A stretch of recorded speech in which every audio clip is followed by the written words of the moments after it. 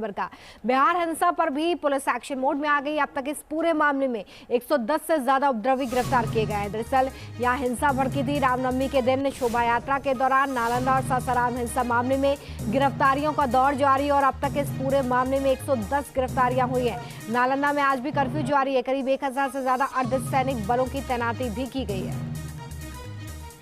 तो रामनवमी पर जुलूस निकालना क्या इतना नागवार गुजर सकता है कि पूरे के पूरे इलाके को आग के हवाले कर दिया जाए?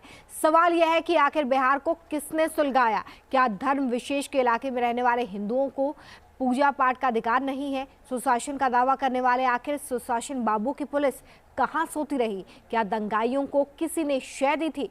बीजेपी तो यही आरोप लगा रही है। क्या चाचा भतीजे की सरकार में बिहार में एक बार फिर से जंगल राज लौट रहा है?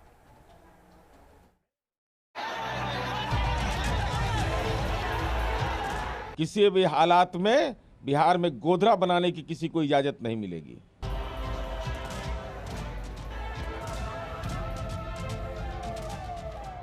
बिहार में शांति ला सकती है क्या बताइए? ला सकती है, ला सकती है। रोती बिलखती बूढ़ी माँ, बेबस बाप आज अपने बेटे का गुनाह पूछ रहा है।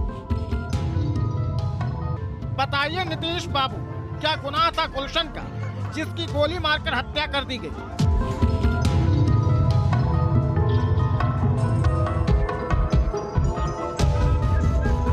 पुलिस क्या चीज तो आदमी के पकड़ के ले जा रहा है। हाँ तो इंडिया का ज्यादा अति कर रहा है, कुछ नहीं करता है। बिहार में बवाल बा, नीतीश कुमार बा।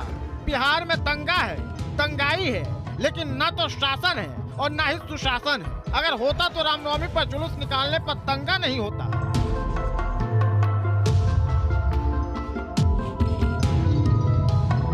अगर कानून का राज होता तो न तो बिहार शरीफ चल रहा होता, न ही सासाराम में फसाद होता, भागलपुर में शांत रहता, मुजफ्फरपुर में भी पथराव नहीं होता।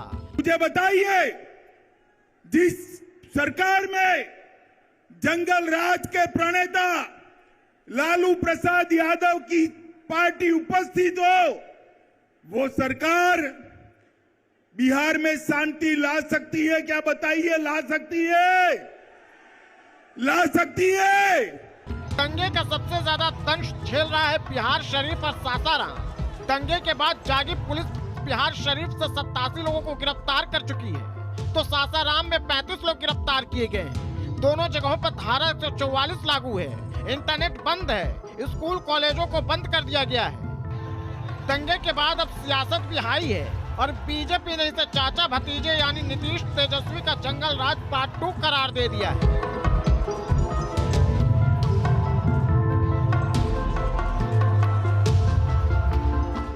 मैं इतना ही कहूंगा कि आप आज बिहार बंगाल के रास्ते पर चल रहा है, जहां अमन चैन शांति भंग हो रहा है। बिहार में दंगे के बाद केंद्रीय गृह मंत्री अमित शाह एक्शन में है। राज्यपाल विश्वनाथन अर्लेकर से बात कर बिहार में अर्धसैनिक बलों की 10 कंपनियों को तैनात कर दिया गया है, जिसमें एसएसबी, सीआरपीएफ और आईटीबीपी के जवान शामिल हैं। जागिए सुशासन बाबू, नींद से जागिए। बिहार की जनता आपको बुला रही है, पूछ रही है कि क्या बिहार में हिंदुओं को अपना त्योहार मनाने का अधिकार नहीं है? क्या हिंदू शोभा यात्रा में शामिल नहीं हो सकते हैं? नालंदा और सासाराम में दंगा पीड़ित अब इंसाफ मांग रहे हैं। कैसे हमको बाप में जिएगा, बूढ़ा बूढ़ी दुबई कोई नहीं सहारा, बेटा भी चल गया पोता। नालंदा तो नीतीश का गृह जिला है। जब नीतीश के घर में ही कानून का दिवाला निकला है, तो फिर समझ जाइए बिहार में कानून कैसे ठोकर खा रहा होगा। नालंदा के बिहार शरीफ में हिंसा के दिन 30 राउंड से ज्यादा फायरिंग हुई। गुलशन नाम के एक शख्स की मौत हो गई, जबकि 2 अन्य घायल हैं।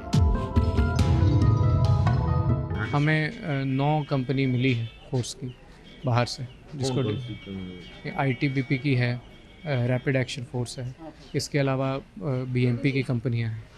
बाहर से भी आपने फोर्स डिप्लॉयमेंट जी फोर्सेस आ रहे हैं और फोर्सेस का डिप्लॉयमेंट किया जा रहा है, एरिया डोमिनेशन किया जाएगा और सख्ती बरती जाएगी। वाह, सवाल यह है कि तब पुलिस कहां थी जब बिहार शरीफ जल रहा था, सासाराम दंगे की आग में सुलग रहा था, दंगे के कारण केंद्रीय गृह मंत्री अमित शाह को शनिवार को अपना सासाराम दौरा रद्द करना पड़ा और अब तो सासाराम बम धमाके से दहल गया है। सवाल यह है कि क्या रामनवमी पर हमला कोई सोची समझी साजिश तो नहीं?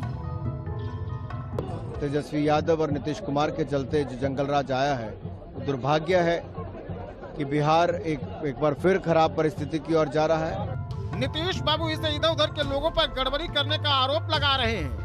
सवाल ये है कि क्या बिहार एक बार फिर से 90 के दशक में लौट रहा है? कि यह अलग विषय है कि केंद्रीय सरकार का यूनियन होम सेक्रेटरी को अधिकार प्राप्त है कि राज्यों से वह रिपोर्ट प्राप्त करे, लेकिन रिपोर्ट मांगने के दौर में राजनीतिकरण नहीं। हम बिहार में गोधरा नहीं बनने देंगे। किसी भी हालात में बिहार में गोधरा बनाने की किसी को इजाजत नहीं मिलेगी। बिहार चल रहा है और जेडीयू के नेताओं को यह दिवाली के पटाखे का धमाका लग रहा है। शर्म आती है नीतीश बाबू, आपके नेताओं पर शर्म आती है? क्या जेडीयू के नेता बिहार में गोधरा कांड होने का इंतजार कर रहे थे? और चूंकि कानून व्यवस्था राज्य के जिम्मे होता है, राज्य सरकार की थी, तो जानबूझकर उसने ऐसा वहाँ वातावरण क्रिएट होने दिया। यह राज्य सरकार की, महागठबंधन की सरकार की साजिश थी। ऐसे ही बयानों से दंगाइयों के हौसले बुलंद है। बिहार में तुष्टीकरण की राजनीति हाई है और धर्म विशेष के लोग कानून व्यवस्था को ठेंगा दिखा रहे हैं। सवाल यह कि क्या मुस्लिम आबादी वाले क्षेत्र में रह रहे हिंदुओं को पूजा पाठ करना, शोभा यात्रा में शामिल होने का अधिकार नहीं है? नीतीश के राज में क्या ये गुनाह है? Team news nation.